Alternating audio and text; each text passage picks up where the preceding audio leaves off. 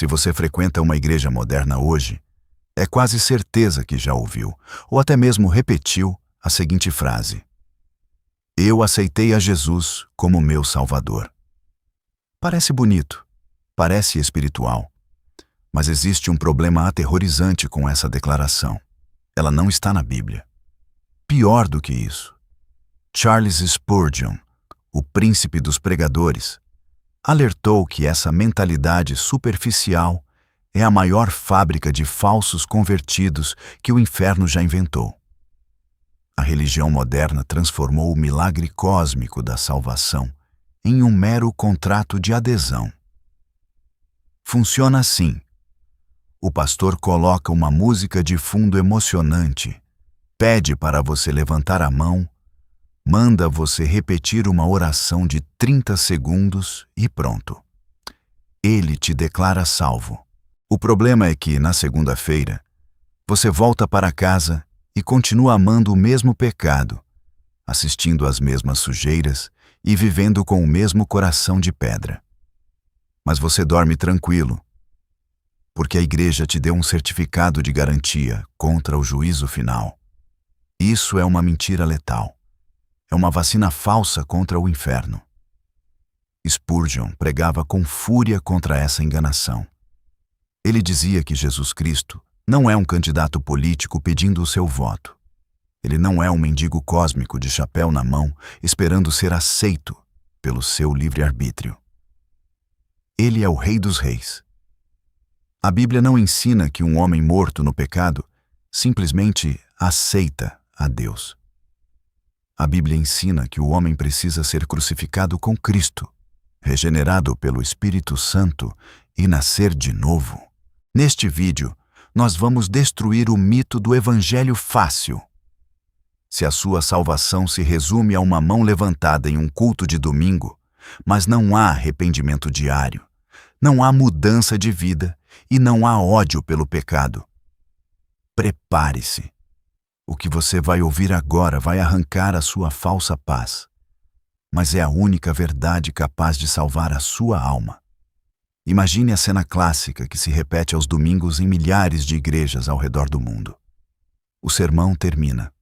As luzes principais do templo são suavemente apagadas. O tecladista começa a tocar um acorde menor, lento, arrastado e melancólico. O pregador muda o tom de voz. Ele deixa de ser um arauto da verdade bíblica e passa a soar como um vendedor desesperado, tentando bater a sua meta no fim do mês. Ele fecha os olhos, muda a fisionomia e começa o apelo emocional. Deus está chorando por você. Jesus está de braços abertos mendigando a sua decisão. Dê uma chance para Deus esta noite. Levante a sua mão agora. Ninguém está olhando. Abaixem as cabeças. Isso soa familiar? É claro que sim. Essa é a coreografia padrão do evangelicalismo moderno.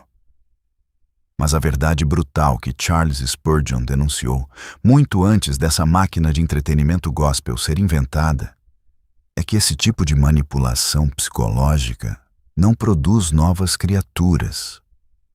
Produz apenas abortos espirituais. A igreja moderna criou uma verdadeira fábrica de ilusões. Os líderes descobriram que, se você apertar os botões emocionais certos da congregação, se você criar o ambiente acústico perfeito e usar as técnicas de persuasão da psicologia humana, você consegue fazer com que qualquer pessoa levante a mão, vá até a frente do altar aos prantos e repita uma oração mecânica. Eles chamam isso de ganhar almas. A Bíblia chama isso de fogo estranho. Spurgeon tinha um pavor absoluto de falsas conversões. Ele olhava para os métodos de avivamento forçado e alertava a sua igreja com veemência. Cuidado para não confundir a emoção da carne com a convicção do espírito. É muito fácil arrancar lágrimas dos olhos de um homem com uma história triste e um tom de voz suave. Mas apenas o Espírito Santo pode quebrar o coração de pedra de um pecador e transformá-lo em carne. O grande perigo do apelo emocional moderno é que ele confunde a tristeza natural com o arrependimento espiritual. Uma pessoa pode chorar copiosamente durante um apelo, não porque ela odeia o seu pecado, mas simplesmente porque a sua vida está dando errado. Ela chora porque o casamento está em crise, porque está afundada em dívidas, ou porque aquela música no fundo ativou um gatilho de melancolia. Ela levanta a mão querendo um alívio imediato para a sua dor terrena, mas não tem a menor intenção de abandonar a sua rebelião contra o Criador. O pregador, apressado para contar números e postar o sucesso do culto nas redes sociais, vê a mão levantada e imediatamente declara: Aleluia! Mais uma alma aceitou Jesus. Mas não houve cruz. Não houve confronto com a lei de Deus. Não houve a exposição da ira divina contra o pecado. Houve apenas uma transação emocional barata. A pessoa aceitou Jesus como um amuleto da sorte, como um terapeuta gratuito ou como um resolvedor de problemas financeiros, mas o rejeitou absolutamente como Senhor e Mestre da sua vida. O resultado dessa tragédia teológica é visível em qualquer lugar. Nossas igrejas estão lotadas de pessoas que foram batizadas, que choram no louvor, que dão o dízimo, mas que vivem como ateus práticos na segunda-feira. São pessoas que amam o mundo, que consomem lixo na internet, que mentem nos negócios, que guardam rancor, mas que têm a consciência totalmente anestesiada por aquela oração de 30 segundos que fizeram anos atrás. Afinal, o pastor garantiu que eles estavam salvos, porque aceitaram a Cristo. Em Mateus 13, Jesus nos alertou sobre a semente que cai em solo pedregoso. Ela nasce rápido. Ela brota com alegria repentina. Esse é o convertido de apelo emocional. Ele chora, grita, se emociona e posta a foto do batismo. Mas como não tem raiz profunda, como a terra do seu coração não foi rasgada pelo trator do arrependimento genuíno, quando vem o sol quente da provação ou a tentação da carne, essa planta seca e morre.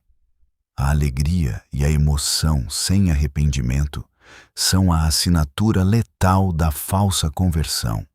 Spurgeon dizia: Eu prefiro ver um homem tremendo de pavor diante da santidade de Deus por meses, antes de encontrar a paz, do que ver 100 homens pulando de alegria em uma falsa segurança que os levará de olhos vendados direto para o inferno. Mas se levantar a mão e repetir uma oração não salva. Se chorar copiosamente ao som do teclado não é garantia de conversão. Então, qual é a marca do verdadeiro novo nascimento? Se a emoção nos engana tão facilmente, qual é a bússola que aponta para o céu? Se nós acabamos de estabelecer que levantar a mão ao som de uma música triste não é prova de salvação, a mente humana imediatamente tenta se defender com outra desculpa. O religioso moderno diz: Mas pastor, eu chorei. Eu fui até o altar em prantos. Eu senti uma dor no peito. Como você pode dizer que a minha conversão não foi real se as minhas lágrimas foram verdadeiras?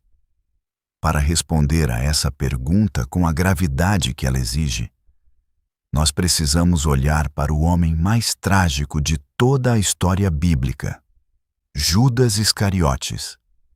Preste muita atenção no que o texto sagrado nos diz sobre Judas no capítulo 27 de Mateus. Depois de trair Jesus, a Bíblia diz que Judas sentiu um remorso profundo. Ele não apenas se sentiu mal, ele foi tomado por uma agonia esmagadora. Ele pegou as 30 moedas de prata, voltou aos sacerdotes e fez uma confissão pública e ortodoxa. Ele disse: Pequei, traindo sangue inocente. Ele devolveu o dinheiro, jogando-o no templo. E a dor na alma dele era tão insuportável que ele saiu e se enforcou. Judas sentiu dor. Judas chorou. Judas confessou o pecado. Judas tentou restituir o dano devolvendo o dinheiro. E, no entanto, Jesus Cristo, o Filho de Deus, disse sobre ele: melhor seria para esse homem não ter nascido. Judas foi para o inferno. Como isso é possível? Como alguém que demonstra tantos sinais de arrependimento pode estar eternamente perdido? Charles Spurgeon respondia a isso com uma precisão cirúrgica que a igreja moderna esqueceu. Ele ensinava a diferença eterna e abismal entre remorso e arrependimento.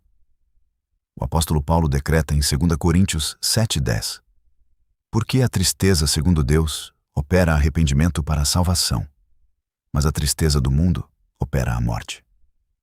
Qual é a diferença? O remorso, a tristeza do mundo, é sentir pena de si mesmo por causa das consequências do pecado. É o choro do criminoso que foi pego pela polícia. Ele não está chorando porque odeia o crime que cometeu. Ele está chorando porque vai para a cadeia. Ele odeia a punição, mas ainda ama o pecado. Judas chorou porque viu a consequência desastrosa da sua traição. Mas ele não correu para os pés de Jesus pedindo misericórdia. Ele fugiu de Deus. Já o arrependimento verdadeiro, a tristeza segundo Deus, é sentir ódio pela natureza do pecado. É o coração que se quebra não apenas porque o pecado destruiu a sua vida terrena, mas porque o seu pecado ofendeu um Deus 3 vezes santo. O verdadeiro arrependido olha para a cruz e diz: foram os meus pecados que pregaram o Filho de Deus ali. Eu odeio o que eu fiz, não apenas pelo que me custou, mas pelo que custou a ele. Spurgeon alertava do púlpito com lágrimas nos olhos. Não confiem nas suas lágrimas, meus irmãos. Lágrimas não lavam pecados. Apenas o sangue de Cristo faz isso. Há muitas pessoas que choram no banco da igreja no domingo, mas na segunda-feira voltam a abraçar os mesmos porcos na mesma lama. O remorso faz você chorar pelo seu pecado, mas só o arrependimento faz você abandonar o seu pecado. A igreja moderna está lotada de falsos convertidos que têm remorso, mas não têm arrependimento. Eles vão ao altar chorando porque o casamento está acabando por causa da pornografia. Eles vão ao altar porque estão falidos por causa da ganância. Eles choram porque a vida está doendo. Eles aceitam Jesus como se ele fosse um analgésico cósmico para tirar a dor das consequências que eles mesmos criaram. Eles querem que Jesus salve o casamento deles. Eles querem que Jesus salve a conta bancária deles. Mas eles não querem que Jesus seja o Senhor absoluto da vida deles. Isso não é salvação. Isso é utilitarismo religioso. Se a sua conversão não mudou a direção da sua vida, se você chora no culto, mas continua mentindo no trabalho, vivendo na imoralidade e não tem nenhuma fome pela palavra de Deus, você não encontrou a graça. Você apenas encontrou uma catarse emocional. Você experimentou a tristeza do mundo, e a tristeza do mundo, como no caso de Judas, só produz morte. A verdadeira palavra grega para arrependimento é metanoia, que significa uma mudança radical de mente, que obrigatoriamente gera uma mudança de direção. O homem que andava para o leste, na direção do inferno, dá meia volta e começa a caminhar para o oeste, na direção da cruz. Ele pode tropeçar no caminho? Sim. Ele pode cair? Sim. Mas a bússola do coração dele mudou para sempre. Mas se levantar a mão não salva, e se apenas chorar, também não salva. O que acontece de fato no momento da verdadeira salvação? Como Deus pega um homem morto, cheio de remorso egoísta, e o transforma em um filho. A igreja moderna tentou criar um Frankenstein moral, ensinando as pessoas a imitarem o comportamento cristão. Mas Jesus disse a Nicodemos que o buraco é muito mais embaixo. Se você acompanhou a nossa denúncia até aqui, a sua mente religiosa deve estar em estado de alerta máximo. Nós provamos que levantar a mão no fim do culto não é garantia de salvação, e que chorar de remorso, como Judas fez, não é prova de arrependimento. Então, o que a igreja moderna está produzindo em massa? Qual é o resultado prático de décadas de apelos emocionais rasos? A resposta é trágica. A igreja moderna se tornou especialista em fabricar Frankensteins morais. Eles pegam um homem que está morto em seus delitos e pecados, ensinam a ele o vocabulário gospel, vestem-no com roupas de domingo, dizem para ele parar de fumar e de beber, e o declaram salvo. Eles ensinam o homem a imitar o comportamento de uma ovelha, enquanto a sua natureza íntima continua sendo a de um lobo faminto. Isso é o que Charles Spurgeon chamava de a heresia da mera reforma moral. É tentar limpar a água do poço envenenado pintando a bomba de água pelo lado de fora. O Senhor Jesus Cristo destruiu essa falácia na sua conversa com Nicodemos, no capítulo 3 do Evangelho de João. Nicodemos era um mestre da lei, um homem extremamente moral, religioso e respeitado. Ele não bebia, não se prostituía e dava o dízimo rigorosamente.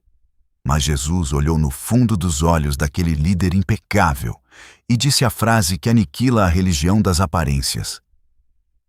Em verdade te digo que se alguém não nascer de novo, não pode ver o reino de Deus.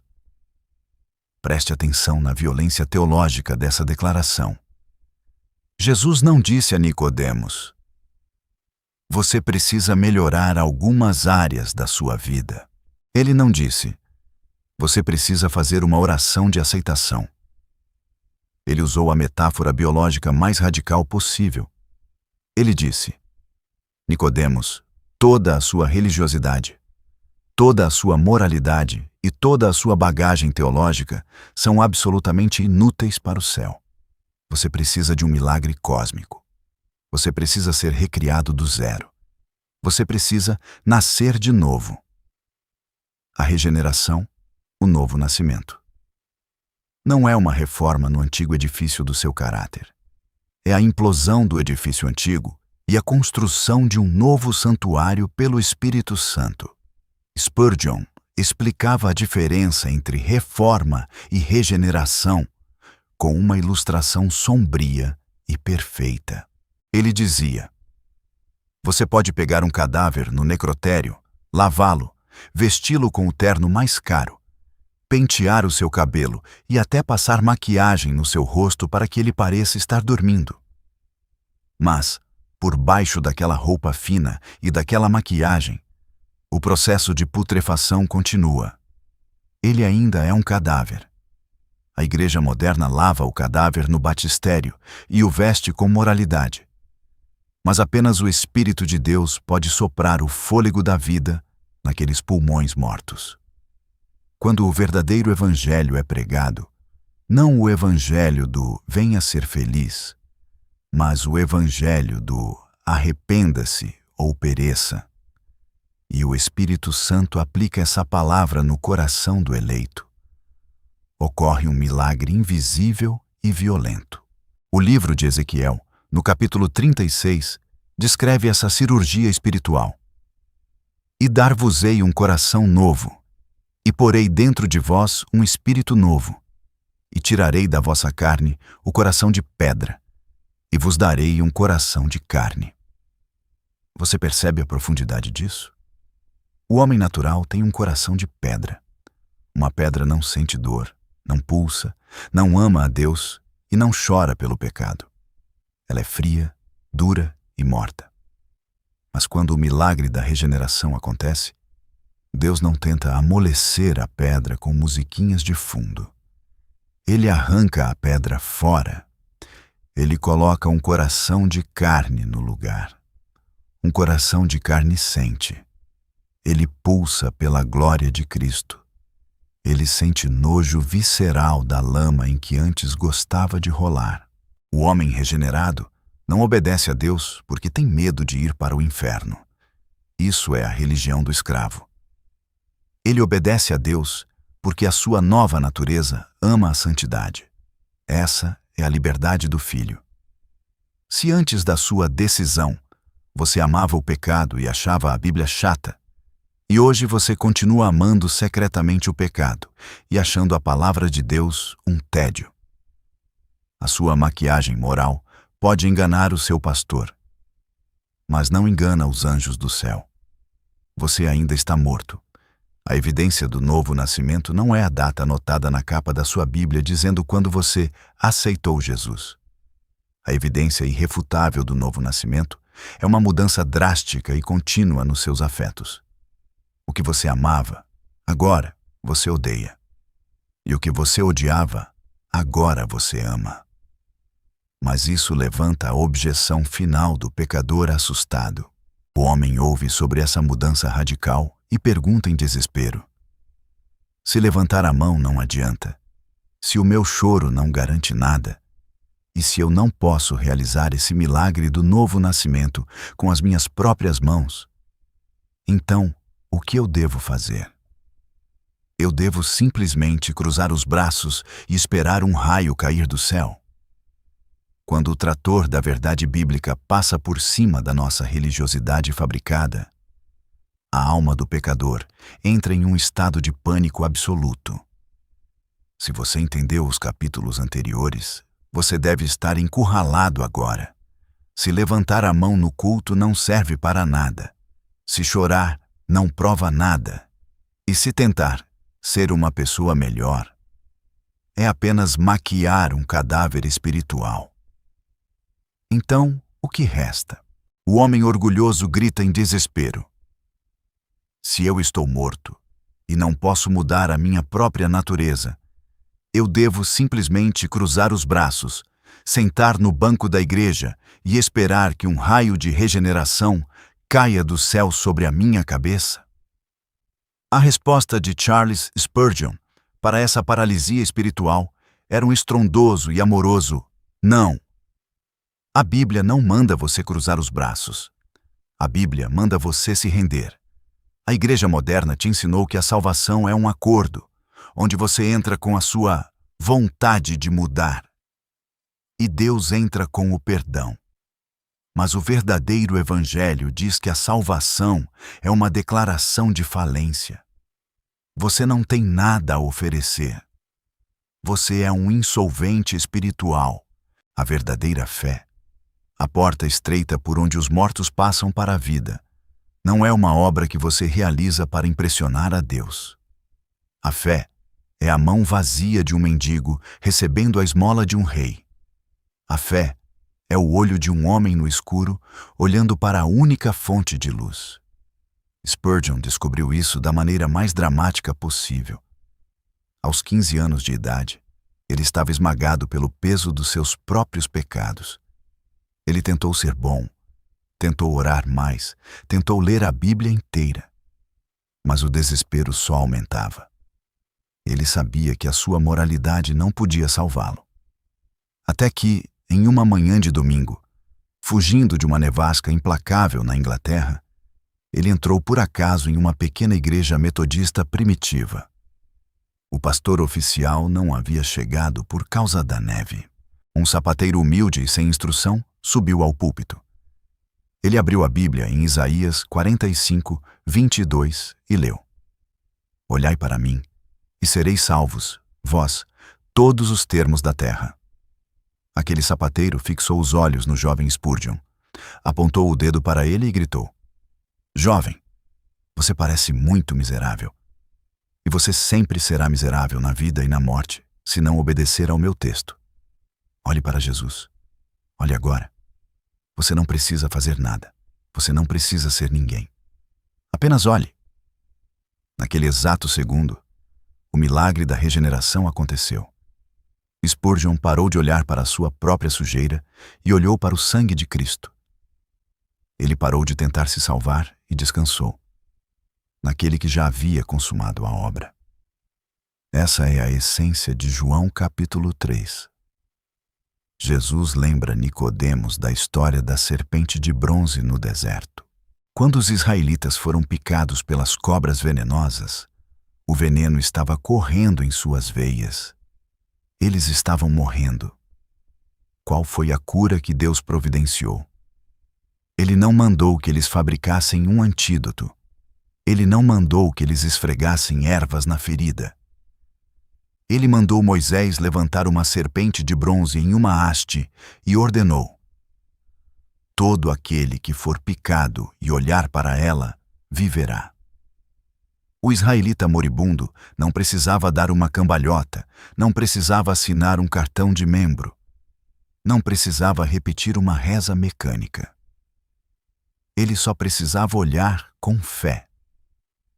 Se você está assistindo a este vídeo e sente o veneno do pecado destruindo a sua alma, o mandamento de Deus para você hoje não é tente ser melhor amanhã.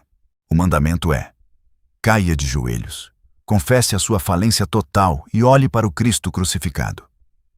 Diga a Ele: Senhor, eu não tenho um pingo de justiça própria. O meu coração é de pedra. Eu sou a pior pessoa que eu conheço. Se tu não me salvares por tua pura graça, eu vou queimar no inferno. E tu serás perfeitamente justo em me mandar para lá. Mas eu me agarro à tua promessa. Eu olho para a cruz. Tem misericórdia de mim, um pecador. Quando um homem faz essa oração, não como um robô repetindo um apelo de altar, mas com a alma sangrando de desespero e os olhos fixos em Jesus, o milagre invisível ocorre. O céu invade a terra. O cadáver respira. O coração de pedra é arrancado. Mas assim que a fé é exercida, surge o teste definitivo. Como você sabe que a sua fé foi real? O apóstolo Tiago diz que até os demônios creem em Deus e tremem. Ter uma crença intelectual e histórica na cruz não salva ninguém. Se a verdadeira fé é a porta estreita, o que existe do outro lado dessa porta? Se você passou pela porta estreita que descrevemos no capítulo anterior, se você olhou para a cruz com os olhos de um mendigo falido, você recebeu o presente da justificação. Mas aqui, nós esbarramos no alerta mais assustador de todo o Novo Testamento. A religião moderna te ensinou que ter fé é simplesmente concordar que Jesus existiu, morreu na cruz e ressuscitou. Você preenche um formulário mental, diz "Eu creio" e recebe o seu passaporte para o céu.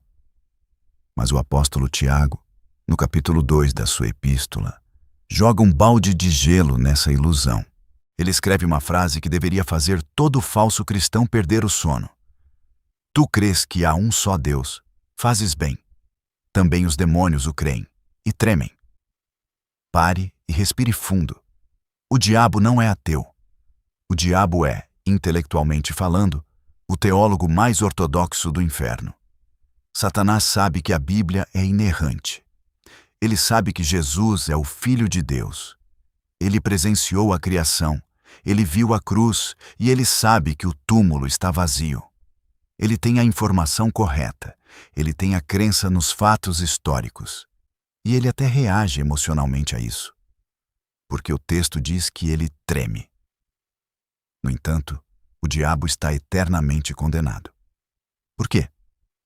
Porque a fé dele, assim como a fé de milhões de pessoas sentadas nos bancos das igrejas hoje, é puramente intelectual e histórica. É a fé de um cérebro que concorda com fatos. Mas não é a fé de um coração que se rende a um Senhor. Charles Spurgeon costumava trovoar do púlpito contra essa heresia mortal. Ele dizia: a graça que não muda a sua vida não salvará a sua alma. Não me diga que você foi justificado pelo sangue de Cristo se você não está sendo santificado pelo Espírito de Cristo. Se a sua fé te permite viver confortavelmente na imoralidade, na mentira e no amor ao mundo, saiba que essa fé não veio do céu. Ela foi forjada nas fornalhas do inferno. Se o aceitar Jesus não é comprovado por uma mudança de vida, ele não passou de uma mentira piedosa. Mas quais são, então, as evidências implacáveis de que um morto realmente ressuscitou? Quais são os frutos do verdadeiro novo nascimento? A primeira evidência não é a perfeição, mas é uma declaração de guerra contra o pecado. O falso convertido peca e limpa a boca, como se nada tivesse acontecido. Ele usa a graça como desculpa. Ah, Deus entende, afinal, ninguém é perfeito. Mas o cristão verdadeiro que nasceu de novo adquire uma nova natureza. Quando ele cai em pecado, ele não faz festa. Ele entra em agonia. O porco cai na lama e relaxa, porque aquela é a sua natureza. A ovelha cai na lama e entra em pânico, lutando para sair, porque a lama ofende a sua nova natureza. Se você consegue pecar sem sentir o peso esmagador da tristeza de ter ofendido a Deus, você ainda é um porco com uma coleira de ovelha. A segunda evidência é um novo paladar espiritual. Um cadáver não sente fome. Você pode colocar o prato mais requintado ao lado de um morto, e ele não vai reagir. Mas a primeira coisa que um bebê recém-nascido faz, logo após chorar, é procurar desesperadamente pelo leite da mãe. O homem regenerado desenvolve uma fome feroz e insaciável pela palavra de Deus. A Bíblia deixa de ser um livro antigo e chato de regras e passa a ser o pão quente da sua alma. Se você passa a semana inteira consumindo lixo na internet, mas não tem 5 minutos de desejo pela Bíblia, a sua alma não tem pulso. Você está clinicamente morto para Deus. A terceira evidência é amor voluntário e obediência.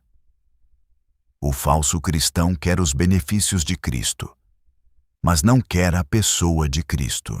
Ele quer o céu para não queimar no inferno. Ele quer o perdão para aliviar a consciência.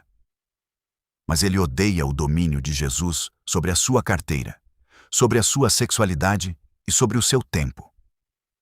Ele obedece, quando obedece, como um escravo que tem medo do chicote. O verdadeiro eleito de Deus obedece como um filho apaixonado. Ele não diz: "O que eu sou obrigado a fazer para não ir para o inferno?" Ele diz: "O que eu posso fazer para agradar aquele que me amou e se entregou por mim?" A verdadeira salvação não é um ingresso para o céu. É o céu invadindo a sua alma agora. Mas essa transformação radical levanta um problema que aterroriza até mesmo o crente mais sincero. Se a marca do verdadeiro convertido é a guerra contra o pecado, o que acontece quando nós perdemos uma batalha? O que acontece naqueles dias sombrios em que o verdadeiro cristão cede à tentação, fracassa miseravelmente e faz exatamente aquilo que ele mais odeia? Será que a queda prova que a conversão foi falsa?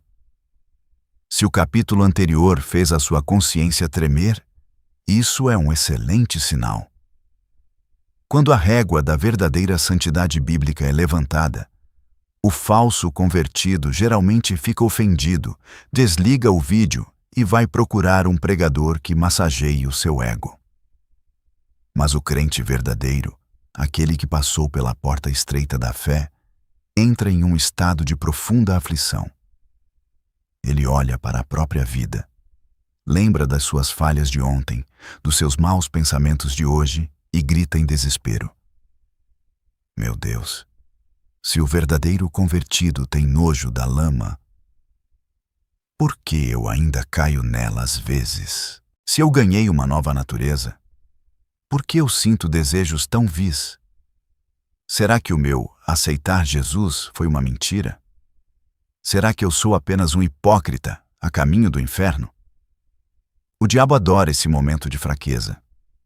Ele é o acusador dos irmãos. Ele senta no seu ombro depois que você cede a uma tentação e sussurra a mentira mais devastadora do inferno. Olha para você. Um verdadeiro cristão não faria isso. Deus já desistiu da sua vida.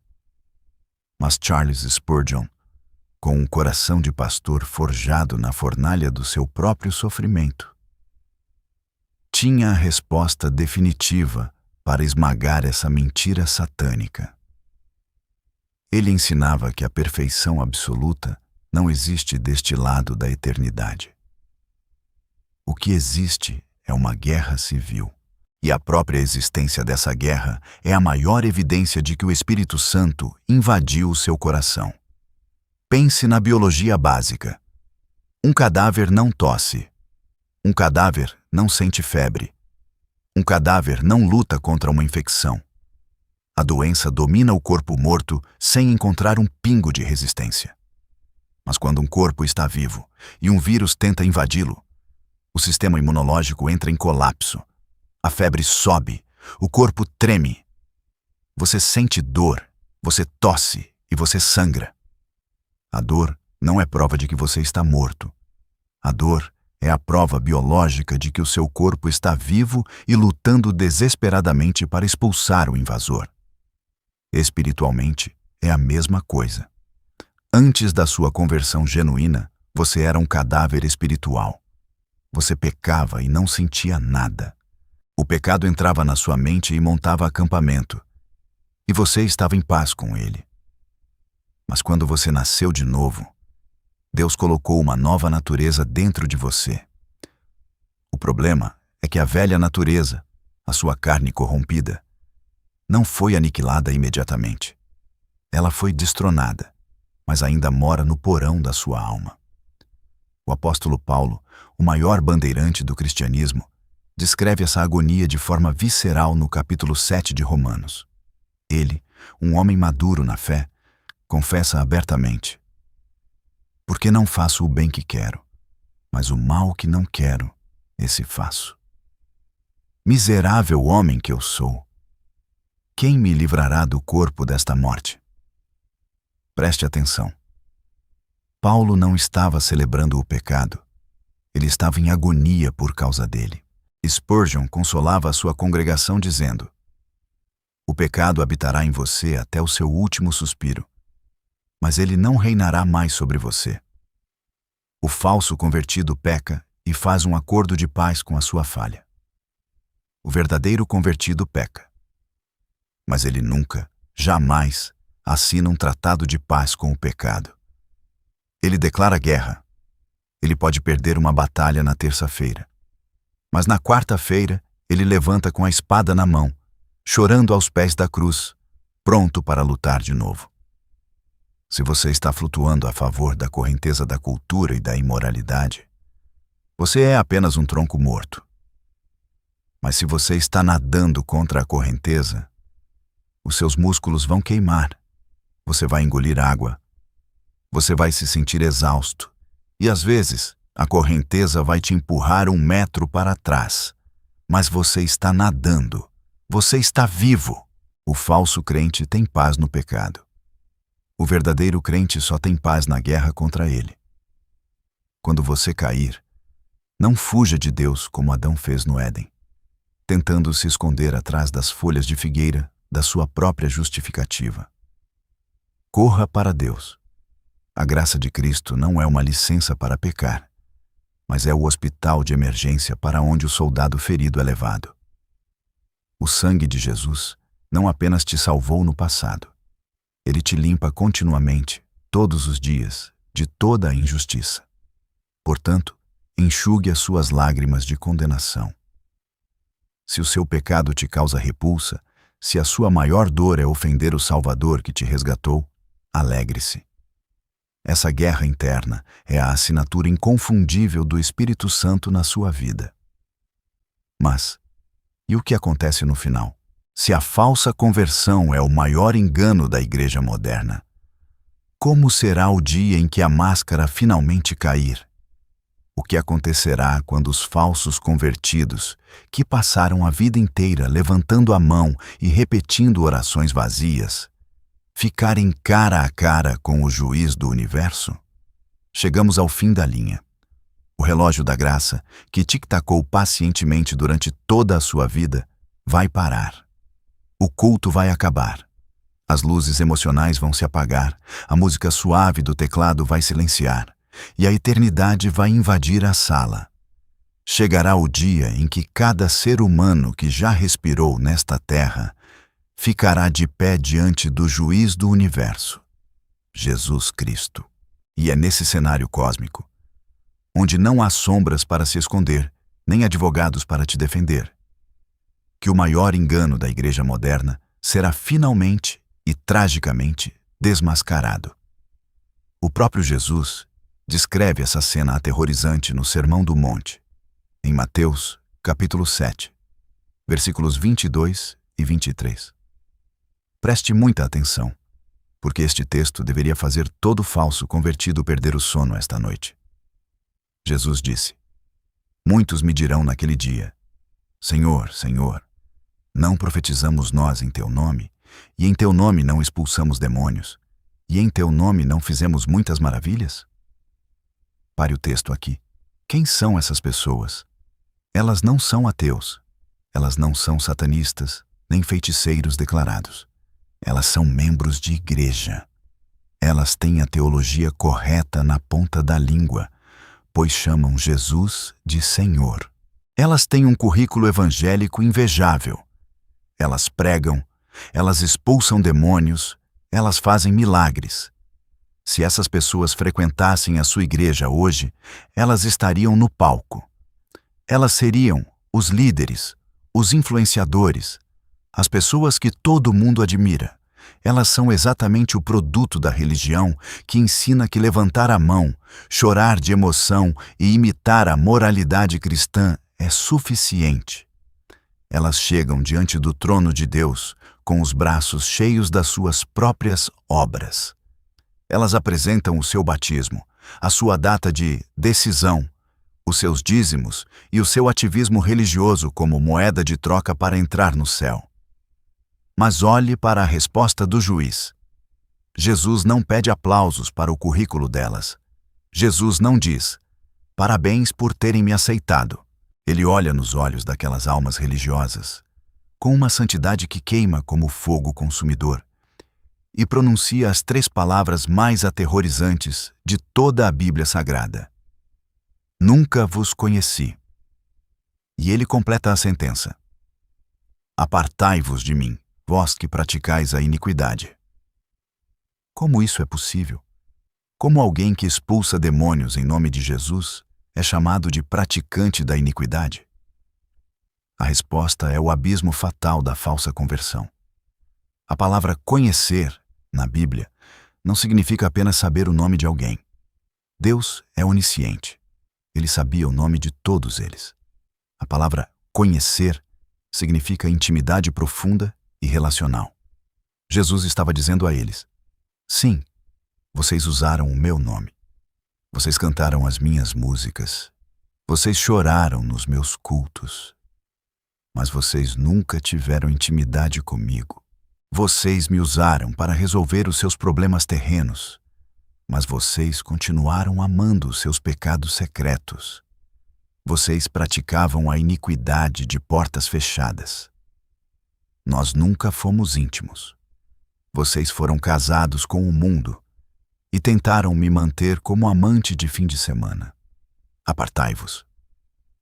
Charles Spurgeon, com uma dor profunda na voz, alertava a sua congregação sobre essa tragédia eterna. Ele dizia: a pior viagem para o inferno é aquela que começa no banco de uma igreja. Despertar nas chamas eternas segurando um certificado de batismo na mão é a maior e mais terrível de todas as zombarias. Acordem, falsos professores. Acordem, hipócritas religiosos. A religião não salva. Apenas o Cristo vivo salva. O verdadeiro convertido chegará no juízo final de mãos vazias. Ele não vai apontar para a oração que fez aos 15 anos. Ele não vai apontar para suas lágrimas. Ele não vai apontar para suas pregações. Quando ele for questionado, ele vai cair de joelhos, apontar para cicatrizes nas mãos do juiz e dizer: Senhor, eu fui um miserável. O meu currículo moral é lixo, mas o teu sangue me lavou. A tua cruz é o meu único argumento. E o juiz dirá: vinde, bendito de meu Pai. Se você chegou até o fim deste vídeo, você não tem mais desculpas. A máscara caiu. A ilusão do evangelho barato foi destruída. Você não pode mais se esconder atrás de um aceitei Jesus superficial, se a sua vida prova que você ainda ama a lama. Hoje, a porta da graça ainda está aberta. O sangue do Cordeiro ainda está quente e disponível para lavar o pior dos pecadores. Pare de confiar na sua decisão. Pare de confiar nas suas lágrimas de remorso. Caia de joelhos no seu quarto hoje, declare falência espiritual absoluta e olhe para o Salvador crucificado. Clame por um coração novo. Suplique pelo milagre da regeneração. Não tente maquiar o seu cadáver espiritual. Peça a Deus uma ressurreição. A religião engana e mata, mas Cristo, e somente Cristo, dá a vida, e a dá em abundância.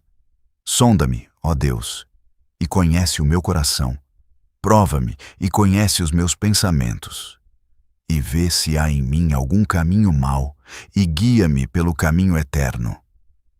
Salmo 139, 23 a 24. Se este vídeo destruiu a sua falsa segurança, não fuja de Deus. Corra para Ele. Se você quer parar de brincar de religião e clamar pelo verdadeiro milagre do novo nascimento, deixe a sua confissão de dependência nos comentários agora. Escreva apenas: Senhor, cria em mim um coração novo. E se você está cansado do evangelho raso e emocional da igreja moderna, se você quer estudar a Bíblia com temor, profundidade e sem manipulação, junte-se a nós na Escola do Príncipe. Nós não vendemos falsas esperanças.